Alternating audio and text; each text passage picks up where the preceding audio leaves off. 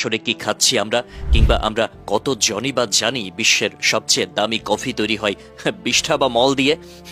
গন্ধ গোকুল বা Asian পার্ম civet নামের একটি প্রাণীর বিষ্ঠা থেকে। এই কফি তৈরির প্রক্রিয়াও বেশ আজব। প্রথমে এই গন্ধ গোকুল নামক প্রাণীকে কফি ফল খাওয়ানো হয়। প্রাণীটির পেটে কফি ফলটুকু হজম হয় আর বীজগুলো আস্তই রয়ে যায়, যা বিষ্ঠার সঙ্গে বের হয়ে আসে। এরপর সেই বিষ্ঠাগুলো সংগ্রহ করে নেন খামারিরা। সেগুলো পরিষ্কার করে বীজগুলো দিয়ে তৈরি করা হয় সবচেয়ে দামি কফি। কফির বীজগুলো গন্ধ গোকুলের ক্যারামেলের ফ্লেভার যোগ হয়। এই ফ্লেভারের কারণে কফির দাম বেড়ে যায় বহুগুণে।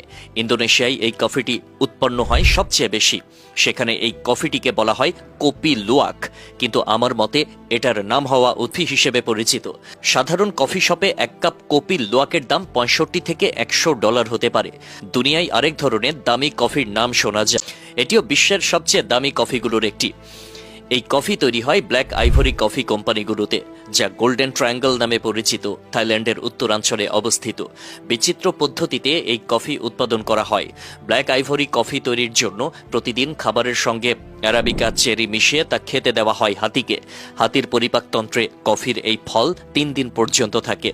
হাতির হজম প্রক্রিয়া ভালো হওয়ায় হাতি কফির ফল হজম করে কেবলমাত্র বীজই মলের সাথে বের করে দেয়।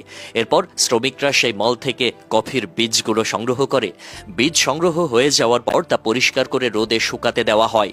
রোদে শুকানোর পর প্রথমে তার উপরিভাগ ফেলে দেওয়া হয়। এরপর তা সংগ্রহ করে যন্ত্রের মাধ্যমে আলাদা করে শুকনা করে ভাজা হয়। এরপর কারখানা